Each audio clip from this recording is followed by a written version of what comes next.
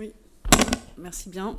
Donc oui, comme tu viens de le rappeler, Catherine, j'ai collaboré avec bien d'autres aux côtés de Pierre Pachet à la quinzaine littéraire de Maurice Nadeau, donc pour ma part de 1994 à 2013.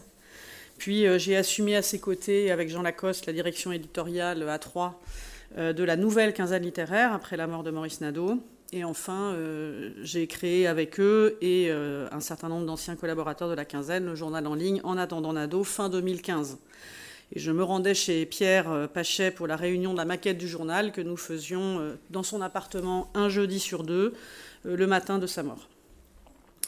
Je vais donc vous parler de la relation de Pierre Pachet à la critique de Lancet, pour reprendre les termes de Barthes lorsqu'il oppose celle-ci à la critique de structure. Celle que l'on exerce, donc cette critique de Lancet, c'est celle que l'on exerce au gré du présent, de façon directe, impliquée, attentive aux paysages qui sont les nôtres et parfois qui nous arrivent de très loin, soucieuse du contemporain et surtout, j'insiste sur ce point, sensible à la question de la valeur et à celle du jugement.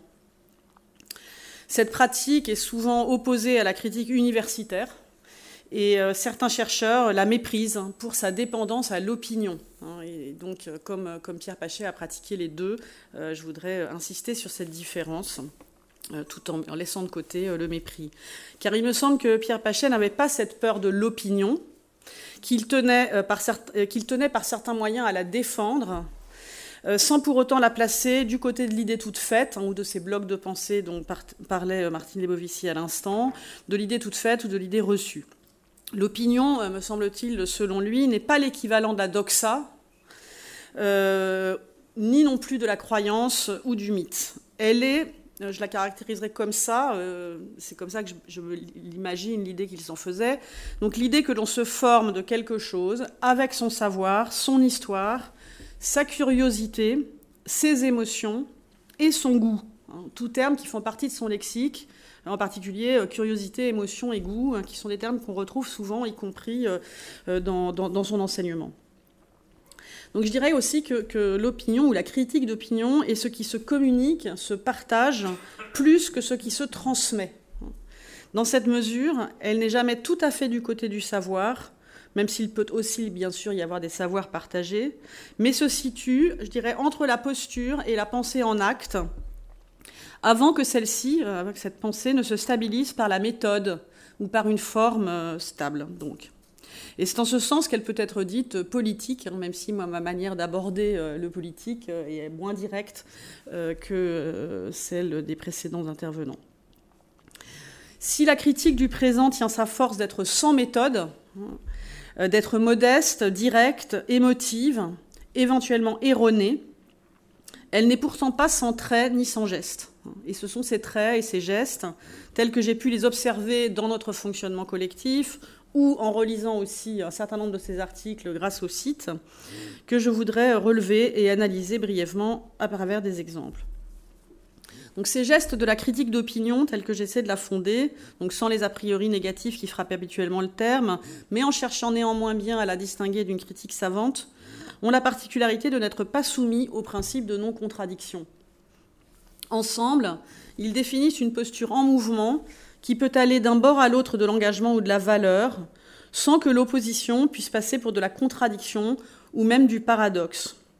Et c'est tout l'intérêt, me semble-t-il, de travailler sur ce type de parole, qu'elle ne se soumet pas aux règles du discours ou de la rationalité. Du présent fuyant, elle conserve ou adopte l'art de la présence et l'art de la fuite, la puissance d'affirmation et de renversement. Ainsi, j'ai relevé chez Pachet une relation à l'adhésion qui est exactement à la mesure de son rapport au désaccord. Et ce sera le premier mouvement gestuel que j'analyserai, ce rapport adhésion-désaccord. Mais aussi une seconde postulation, un second trait de style de cette critique qui pourrait s'exprimer en termes d'inscription et de désinscription, du présent dans le passé et du passé dans le présent, mais aussi des livres dans la vie et de la vie dans les livres. Et si j'avais le temps, j'aurais évoqué un dernier mouvement propre à cette critique de Lancet, ce sera pour une version éventuellement imprimée ou sur le net, qui est celui d'une prescription qui implique en retour des formes de restriction. Donc l'adhésion, je commencerai par elle, mobilise le goût, l'émotion et surtout le fait de dire « je ». Ce « je », qui est assez rare dans cette critique journalistique, n'est pas l'investissement de toute la personne et de tous ses affects. Le jeu, donc, que j'appelle ce jeu de l'opinion, n'est ni celui personnel de l'autobiographie, même si celui-ci intervient parfois, mais assez discrètement. Je mentionnerai une note dans un article sur le poète yiddish Avram Sutzkever, où il précise « Poniewiec, c'est la petite ville où ma mère fut enfant, puis adolescente ». Donc c'est une note, c'est assez rare donc, que ce jeu autobiographique intervienne. Ce n'est pas non plus ce jeu, celui impersonnel de la philosophie. C'est un jeu, d'un côté, qui est d'accueil de l'autre, et de l'autre, d'adresse immédiate à un lecteur au moment même où le discours est tenu. Il faudrait d'ailleurs écrire sur ces différences d'investissement du jeu en fonction des temps plus ou moins rapprochés de ce qu'on écrit et du moment où ce sera lu, des temps plus ou moins rapprochés d'écriture et de lecture.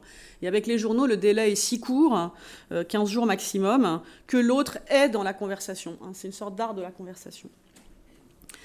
Un exemple, dans un article consacré au livre de Guy Walter, La traque du mal, publié chez Flammarion en 2010, c'est l'article de Pierre Pachet, date d'avril 2010 dans la Quinzaine littéraire.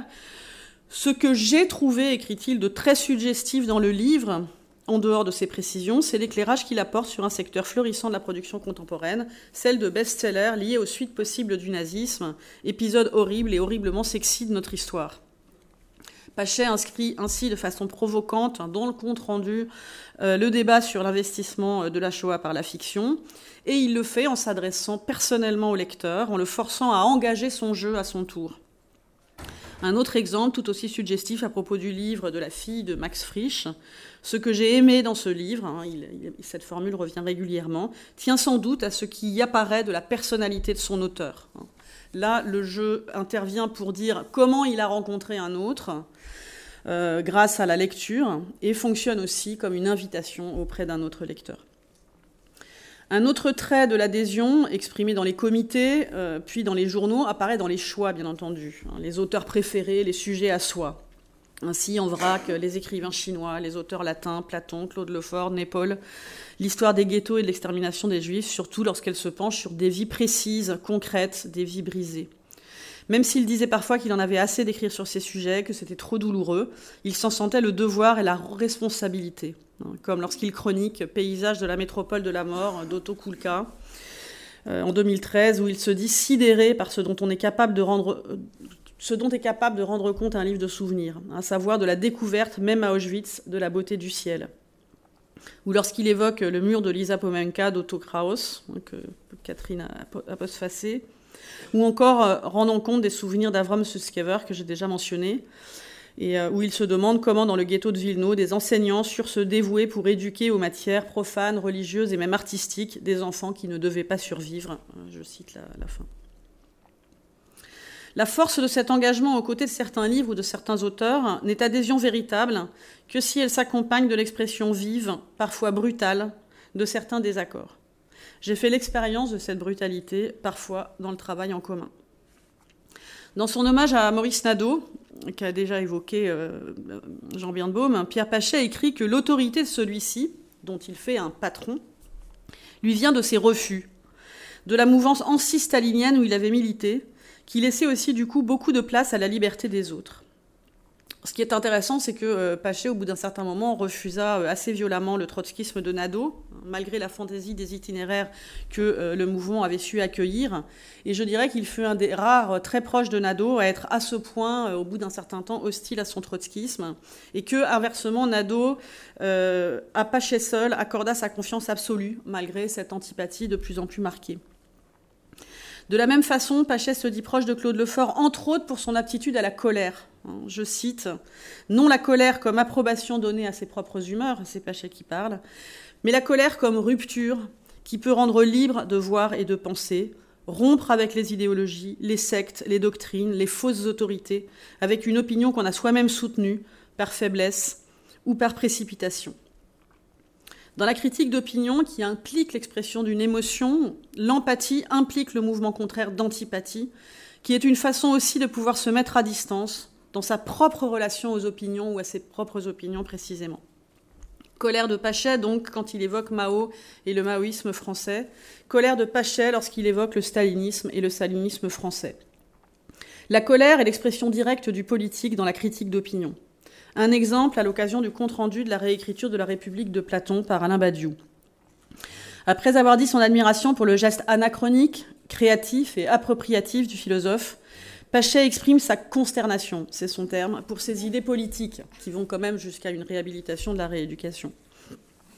La consternation, puis le découragement, viennent de ce que, je cite Pachet, que cet homme si intelligent n'ait pas trouvé l'occasion de s'informer ni de réfléchir sur le désastre qu'a été et qu'est encore l'exercice du pouvoir par l'organisation communiste dans les pays où elle l'a accaparé, les millions de vies détruites ou brisées, les sociétés et la possibilité d'une vie politique défaite pour longtemps.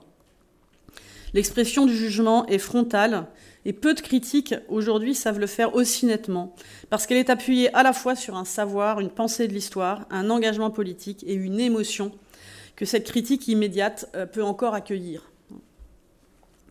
Le second trait de cette critique du présent peut se dire en termes de balance temporelle entre le souci d'inscrire le présent dans une histoire, de l'encorder en quelque sorte avec le passé et de ramener le passé vers nous. L'actualisation se lit évidemment au mieux dans la manière dont les auteurs latins viennent avec Pachet à notre rencontre, ou quand la langue latine revient hanter la nôtre. Lorsqu'il relit Tacite, il est frappant qu'il l'évalue exactement comme il le ferait avec un auteur contemporain. Ainsi, il loue l'intelligence de l'historien, qui fait, écrit-il, merveille à démêler les ambitions, l'intrication des relations familiales et politiques, tout en disant je lui préfère finalement ces tentatives pour reconstituer honnêtement et par l'imagination, à partir des récits et de documents dont il dispose, les chevaux des ambitions, des arrière-pensées, des hésitations de ses personnages. De même, l'œuvre de Virgile suscite, je cite, l'admiration, le désir d'y puiser et une sorte d'incrédulité qui explique dès lors qu'elle ne soit jamais épuisée. Mais ce qui est encore plus frappant lorsqu'il ramène l'Antiquité à soi et à nous, c'est qu'il embarque sur son passage tous ceux qui l'ont lu avant nous. Il est capable de sentir et de faire vivre la présence hallucinée de tous ceux qui, je le cite, plus savants ou plus imaginatifs, ont lu avant moi. Il exprime la façon dont la lecture, les textes, tressent cette corde du temps à laquelle nous nous tenons pour ne pas sombrer. Elle est une aide face au sentiment de la fragilité du présent, de la fragilité des démocraties. J'ai été frappée que vous employiez cette formule parce que je l'ai retrouvée dans plusieurs articles, l'idée de fragilité de la démocratie, qu'il faut donc inlassablement défendre, d'où le retour aussi au passé proche, lorsqu'il faut revenir à Solzhenitsyn, par exemple, ou revenir à Lefort lisant Solzhenitsyn. Désinscrire les temps de l'horloge pour mieux s'inscrire dans le présent, montrer que le présent vivant et vital des livres éclaire notre temps, justifie le geste de la critique littéraire au présent. Il y a des idées, il y a des phrases à défendre, et le journal est pour cela un lieu accueillant.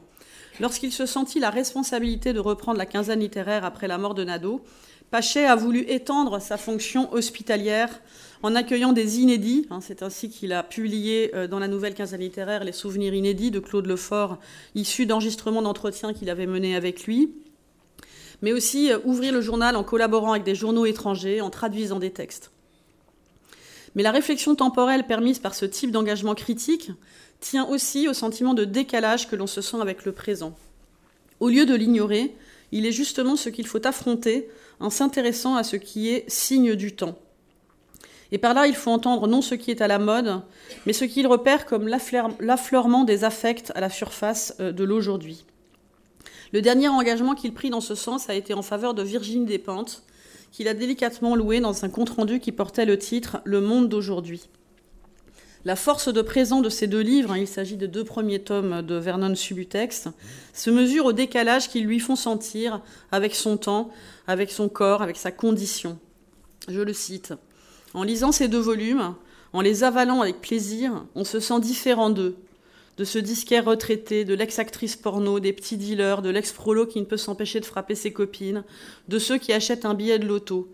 On se sent bourgeois, à la fois content de l'être, d'être quelqu'un qui lit des livres. Ces personnages lisent peu. Et inquiet. Ce décalage, cette différence, suscite de l'inquiétude et c'est en cela qu'ils sont nécessaires. La littérature provoque le présent plus qu'elle ne lui ressemble.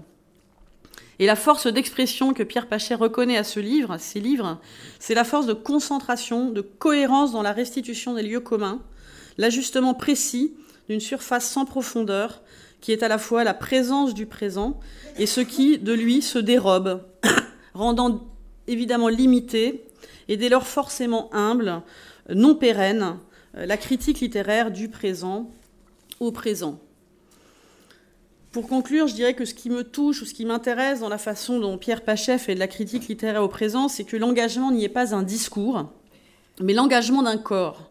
L'engagement d'un corps vecteur d'émotion, vecteur de conviction.